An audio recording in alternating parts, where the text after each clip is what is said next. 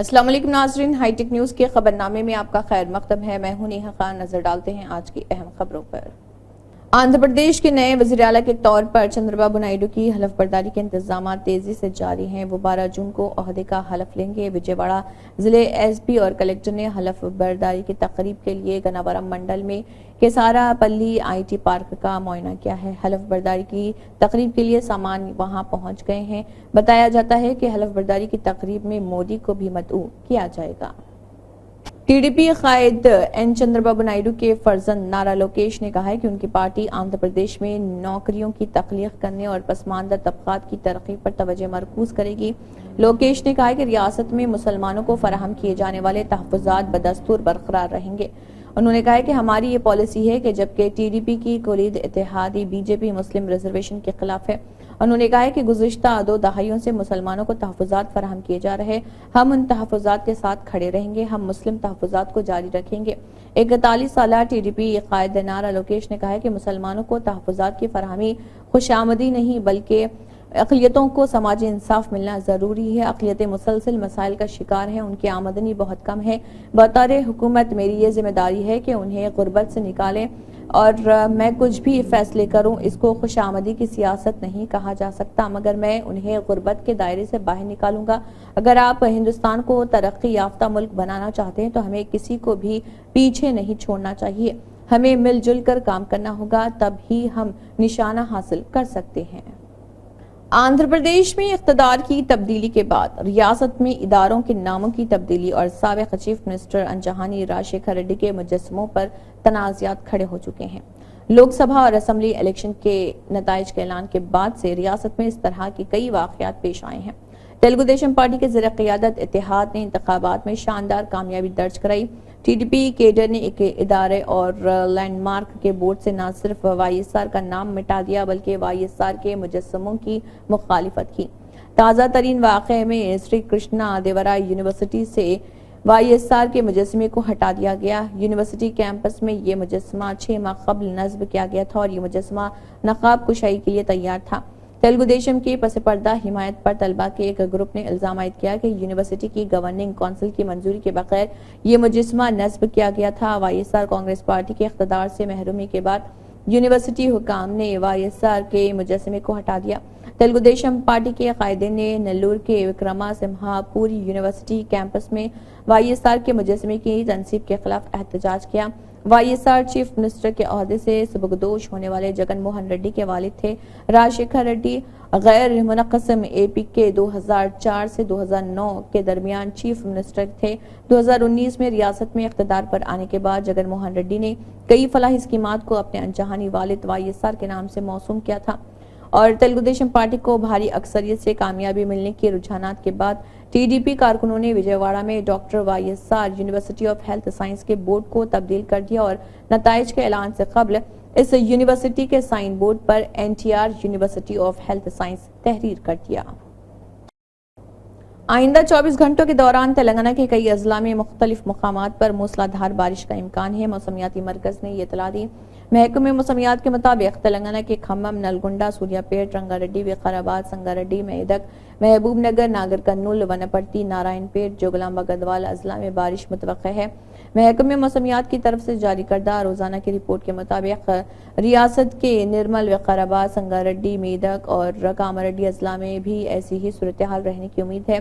रियासत के विकाराबाद, संगारेड्डी, मेदक, कामारेड्डी, महबूब नगर, नारायणपेट अजला में अलग थलग मकामात पर 11 जून को मूसलाधार बारिश की पेशगोई की गई है। आइंदा 3 दिनों के दौरान तेलंगाना के मुख्तलिफ मकामात पर गर्ज चमक के साथ बारिश, बिजली गिरने और 30 से 40 किलोमीटर फी घंटे की रफ्तार से तेज हवाएं चलने का इम्कान है।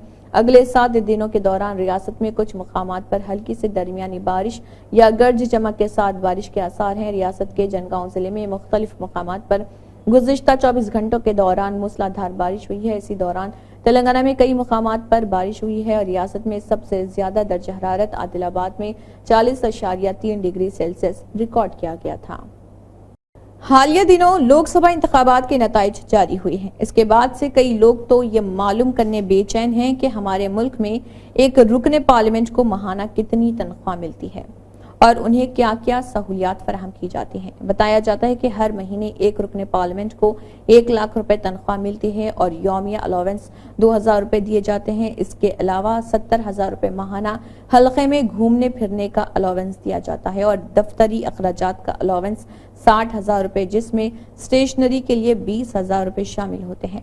دہلی میں رہائش گاہ اور حلقے میں رہائش گاہ میں انٹرنیٹ کنیکٹیویٹی اور ٹیلی فون پر سالانہ 1.5 لاکھ مفت کالز دیے جاتے ہیں۔ دہلی میں مفت رہائش فراہم کی جاتی ہے۔ سالانہ 50,000 یونٹ برقی، 4,000 لیٹر پانی سالانہ مفت سربراہ کیا جاتا ہے۔ ایم پی اور ان کی اہلیہ کو سال میں 34 مرتبہ مفت ہوائی سفر ملتا ہے۔ اس کے علاوہ first class A C coach میں بھی سفر کی سہولت فراہم کی جاتی ہے۔ اس طرح رکن پارلیمنٹ کی ماہانہ تنخواہ 2,30,000 روپے ہوتی ہے۔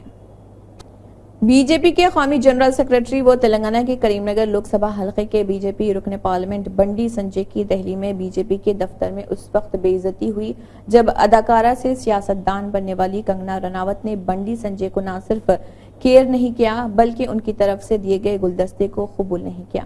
فی الحال سوشل میڈیا پر بنڈی سنجے اور کنگنا رناوت کا ویڈیو وائرل ہو رہا جس میں بی جے پی کی نومنتخبہ رکن پارلیمنٹ کنگنا رناوت اور لوک جن شکتی پارٹی کے رکن پارلیمنٹ چراغ پاسوان ایک دوسرے سے مل کر اپنی اپنی کامیابی کی مبارکباد پیش کر رہے تھے۔ اس دوران ان دونوں کے قریب میں کھڑے بنڈی سنجے ہاتھ میں گلدستہ لیے کنگنا رناوت کے پاس پہنچ گئے اور انہیں کامیابی کی مبارکباد دیتے ہوئے گلدستہ پیش کیا۔ تاہم کنگنا رناوت نے بنڈی سنجے کی جانب سے پیش کردہ گلدستے کو ہاتھ لگا کر وہاں ان سے بات کیے بغیر چلی گئی، یہاں تک کہ انہوں نے بنڈی سنجے کے گلدستے کو بھی قبول نہیں کیا اور بنڈی سنجے اپنے ہاتھ میں گلدستہ پکڑے تماشا بن گئے۔ وزیر اعلیٰ تلنگانہ ریونت ریڈی نے کہا ہے کہ کانگریس پارٹی رہنما راہل گاندھی کو اپوزیشن لیڈر کا عہدہ قبول کرنا چاہیے۔ انہوں نے زور دیتے ہوئے کہا کہ 140 کروڑ ہندوستانیوں کا جو مطالبہ ہے وہی ان کا مطالبہ ہے، کیونکہ راہل گاندھی خواتین اور بے روزگاروں کے لیے لڑائی لڑ رہے۔ ریونت ریڈی نے قومی دارالحکومت نئی دہلی میں CWC کے اجلاس کے آغاز سے پہلے میڈیا سے بات کرتے ہوئے کہا کہ 10 سال کے دوران مودی حکومت نے کسانوں کے خلاف کام کیا، بے روزگاری پر عوام کو دھوکہ دیا۔ ایسے موقع پر راہل گاندھی نے ذمہ داری اٹھائی۔ کسانوں، بے روزگار نوجوانوں اور خواتین کے لیے راہل گاندھی مسلسل لڑتے رہے۔ تلنگانہ میں بی جے پی کے بہتر مظاہرے سے متعلق سوال پر ریونت ریڈی نے کہا کہ تلنگانہ میں بی جے پی کے ارکان لوک سبھا کی تعداد 4 تھی جو بڑھ کر 8 ہو گئی۔ پچھلے انتخابات میں کانگریس کے پاس 3 ارکان لوک سبھا تھے، تاہم اس مرتبہ اب 8 لوک سبھا نشستوں پر کانگریس نے کامیابی حاصل کی۔